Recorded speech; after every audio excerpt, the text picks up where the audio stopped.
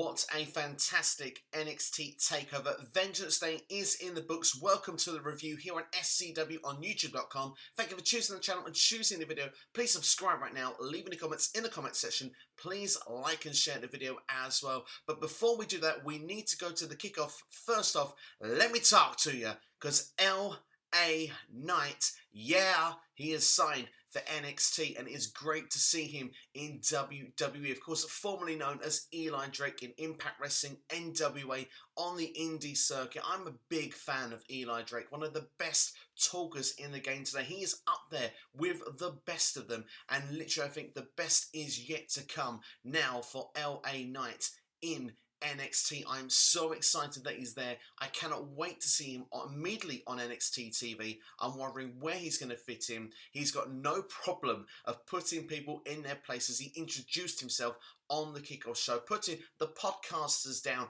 putting Wade Barrett down, who seems so happy to see him after their NWA days. And of course, the roster is put on notice. LA Drake is in the house, and I cannot wait, as I say, to see what he brings to NXT. And we did see, actually, during TakeOver, him signing the dotted line with William Regal. This seems like it is the marquee signing, the big signing that's made, the hottest free agent he was described by Vic Joseph. As I say, I'm excited. I can't wait to see what comes here. And he's not the only one, according to PW Insider, and of course to Dave Meltzer as well. Other talents have been signed, including Taya Valkyrie, Blake Christian, and Harlem Bravado have all signed for NXT. And according to Dave Meltzer, up to 24 talents have signed for the company. WWE are back on a signing spree, so it'll be exciting to see what some of these will bring to the table. I can speak for Taya Valkyrie and Blake Christian. Fantastic signings, I think, has been made here.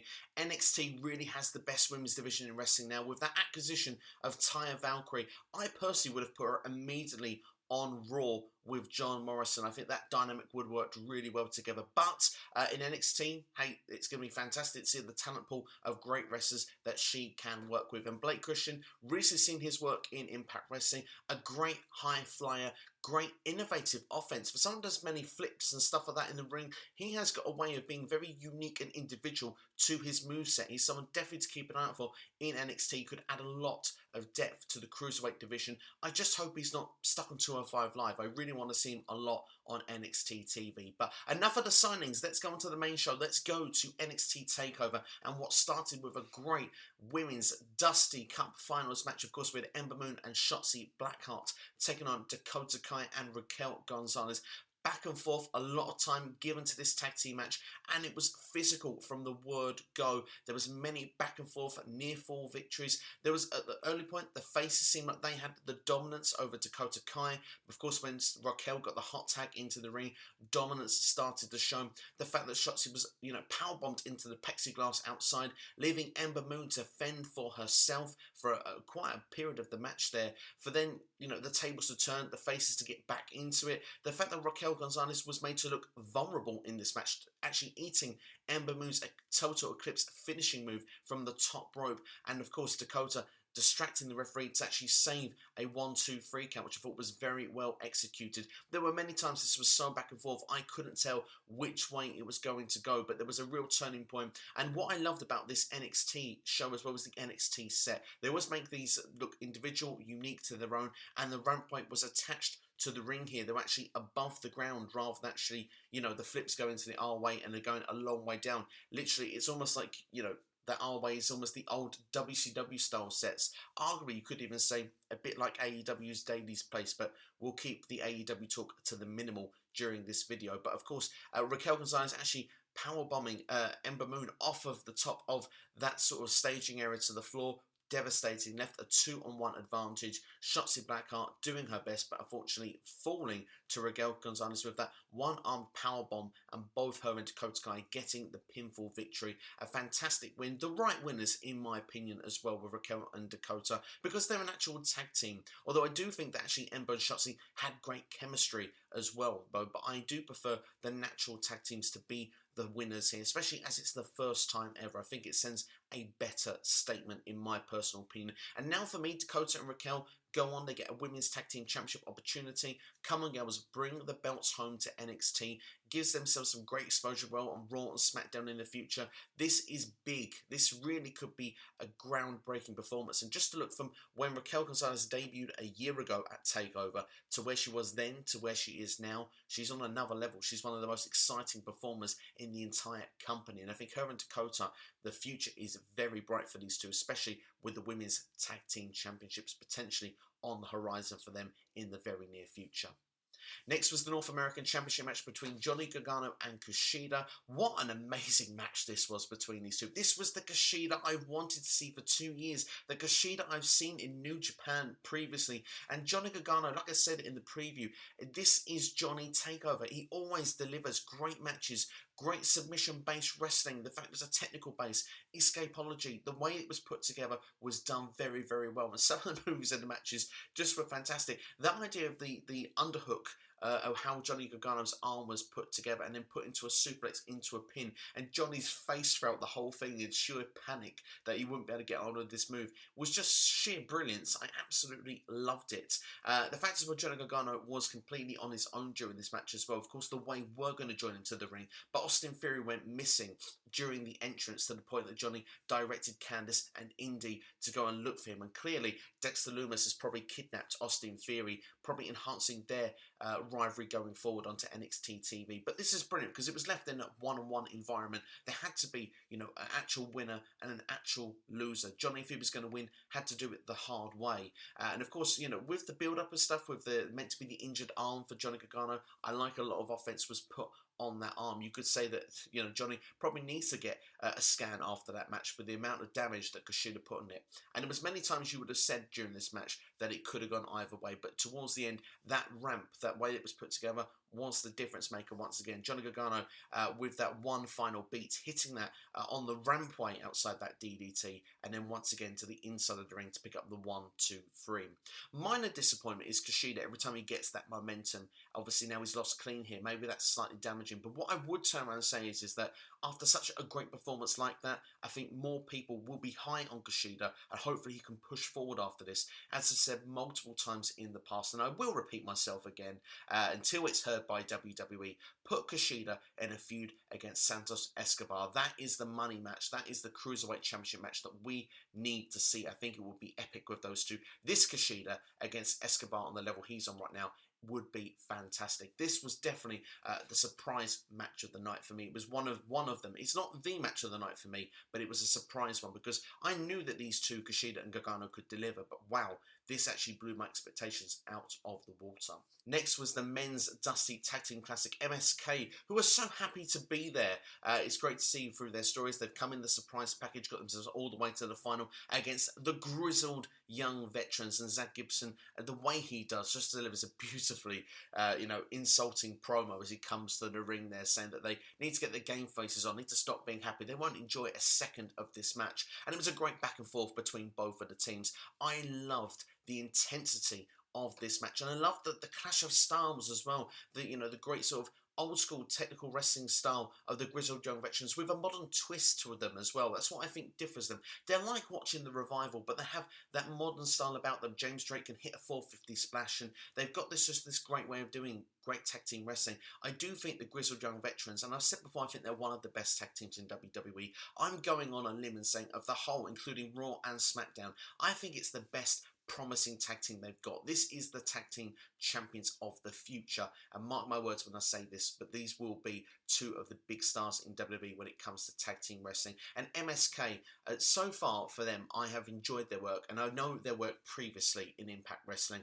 I do think that they have been great in WWE, but what I liked here was they went a level up on this TakeOver. TakeOver usually is a place that you make and build stars, and I could see the intensity in Wesley's eyes when he got the hot tag in the match, the way he dove over the top rope perfectly, somersaulting, landing on the grizzled young veterans on the floor, and just seeing the way he was delivering his moves, you could see in his eyes, this was a game changer. This was a star night-making performance here for him and for Nash Carter, who also had a different side of his persona as well, losing his call through the match, and it was really good to see these back and forths, really unpredictable environment, but of course, MSK eventually picking up the victory here and becoming, the surprise package who weren't in on NXT TV just a few short weeks ago, now winning the Dusty Tag Team Classic, and for me, have to become your next NXT Tag Team Champions. It's the right time to change those belts, and I can say for sure that after watching this match, the NXT Tag Team division has been reborn. It has started again.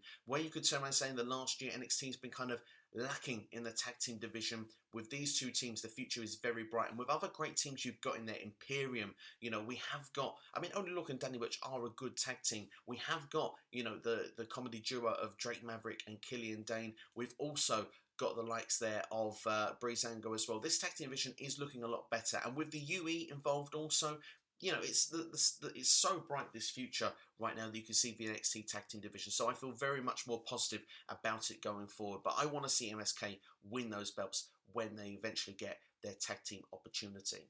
Next was the NXT Women's Championship, the triple threat match between Io Shirai, the defending champion, against Mercedes Martinez and Toni Storm. This match was built on the idea that the NXT Women's Champion was going in an environment that she couldn't control her destiny. A fool could make her lose her championship without even being involved. They're heavily made on the kickoff show, and the factors were that Io Shirai won the championship through a triple threat match as well, and the fact was that she didn't pin the champion was the story of this match, and it was brutal and physical from the off. Mercedes Martinez not even letting the ring announcing take place, and not very long did it take for this action to spill to the outside of the floor, but unfortunately the momentum went on this match very, very quickly. Toni Storm went to clear the desk off the table to do a big table spot, what probably felt like it was going to be a big spot in the match, and the table just kind of collapsed just at the idea of just Toni Storm looking at it, which was a real shame because you could just see it really deflated the rest of the match. And Io Shirai did a great spot to kind of make a cover up for it. She would climb up the scaffolding and did a high cross body onto the two females,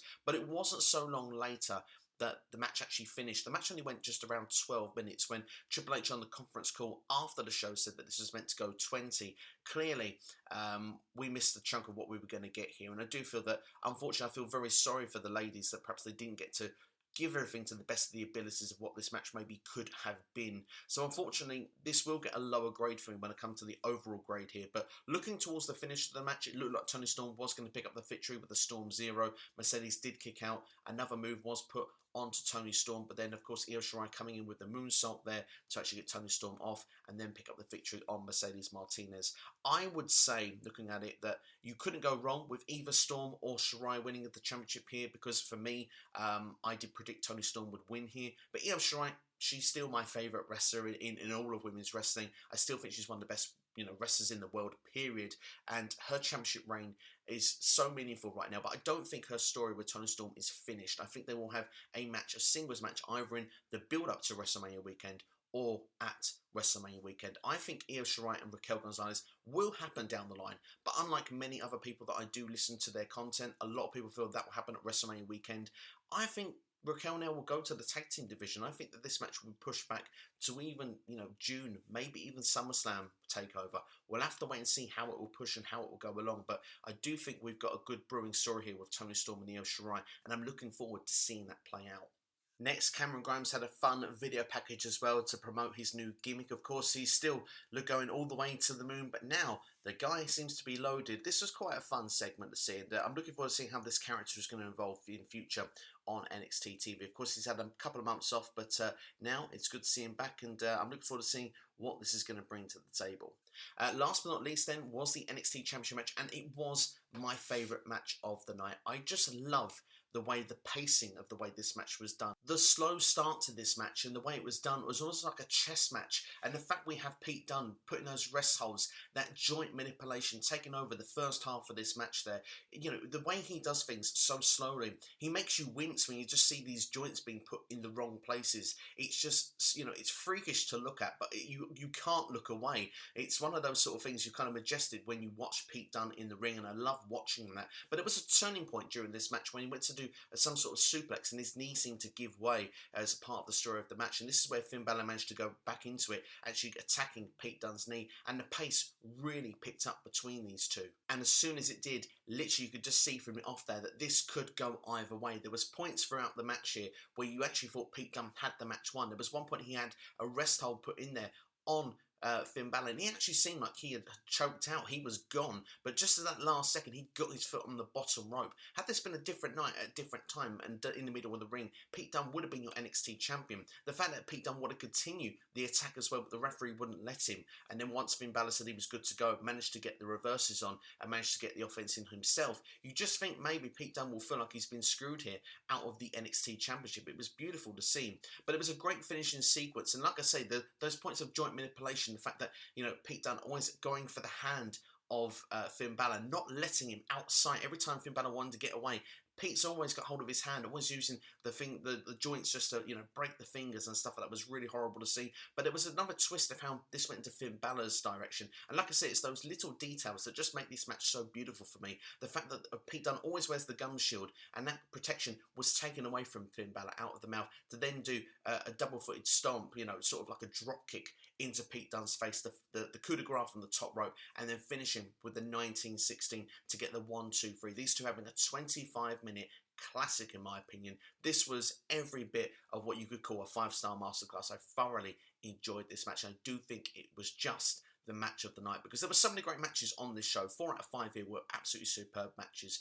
But the beautiful part about this takeover is it didn't end there. Only Lorcan and Danny Burch coming down to attack Finn Balor after the match, and of course Pete Dunne getting involved as well as he comes to his feet. The UE come to make the save there. Of course, Kyle O'Reilly, Adam Cole, and of course Roderick Strong here to chase off the heels. And it was one of those moments where you see that the save was made, but Kyle O'Reilly was saying, look, you can trust these guys. These guys, you can trust them. You can trust me. I've got respect for you. Pulling Finn Balor off of the ground, and it looked like for a second when we just see everyone standing in the middle of the ring there, you know, side by side, everyone doing the UE sign. You just had this thing of like, trust us and be with us, and wondered if Finn Balor was going to throw the sign up and join the UE. It wouldn't have surprised me. It would have been a big mind-blowing moment. But of course, just as you could see Finn Balor there going to perhaps do his usual own pose, Adam Cole actually gave him a super kick out of nowhere and turned heel. Absolutely incredible. Didn't see it coming. And I must admit, Adam Cole, for me, I'm a big fan of Adam Cole, but I do think that he has been kind of been off the radar in the last few months. I don't really see a lot that's been done for the UE. As much as the face turn I thought was a great thing for them, sort of perhaps 6 to 8 months ago, it really hasn't panned out that way for me, and I'm really pleased to see that with Adam Cole, he's gone back to turning heel. And the fact that Kyle O'Reilly, still being such an incredible babyface, who for me needs to remain a babyface here, actually was like, well, what are you doing? Like, why did you do that? Adam Cole super kicked Kyle O'Reilly to put a real disarray, and the Undisputed Era here effectively explodes. We don't know what the next layer of this story is. Was that done out of instinct, or was this premeditated? We're not quite sure at this moment, and we're going to need to tune into NXT this next week. The beautiful part as well is that Kyle O'Reilly is left laying in the ring. Adam Cole leaves the ring, tells Roderick Strong, you're going to come with me now. With you, we're going. Roderick Strong is left by the ropes, not knowing what to do, whether to go with Adam Cole or whether to go and check on his fallen friend Kyle O'Reilly in the middle of the ring. And this, for me, was a beautiful cliffhanger to finish off the show here. So for me, as I said, I think this is one of the best takeovers for a long, long time. I put this up there in high category with some of the best takeovers we've had. For me, I wish this was in like a 15,000 seater arena, and this could have been just like it was normal times. If we'd have had that, I think this would go down as possibly one of the greatest takeovers of all time. Unfortunately, the Women's Championship match is the letdown here a little bit, not through the performances themselves, but unfortunately for the match not being able to perhaps tell the story that it was meant to tell. Unfortunately, with that table spot going completely wrong, unfortunately, they went home early and we just didn't get to see what I think could have been. But looking as to grade this show, I'm going to give this an 8.5 out of 10. Not quite a 9, but definitely better than an 8. Like I say, 4 out of 5 fantastic matches. Even though the women's match didn't perhaps get what we hoped for, I still think it was a solid match. I still think it was a brutal encounter. You just could tell that unfortunately this match ended a lot sooner than what it was meant to. It was just like, I want more from it, and maybe we'll get more on NXT TV, but with the cliffhanger as well, so beautifully and well executed, just like we know how NXT takeovers can do. This, for me, is a fantastic show. I think 8.5 is a fair result to give this takeover. And with new faces coming in as well, I think that this is a bright time for NXT, and I think that things, we could be in for a great period going into WrestleMania weekend. But that's all from me anyway. That's my review of NXT TakeOver Vengeance Day. Hope you've enjoyed it, and hope you enjoyed NXT TakeOver. Let me know your thoughts in the comments below. I was talking to Mike Tannenham's Mike, who you probably remember from the Q&A.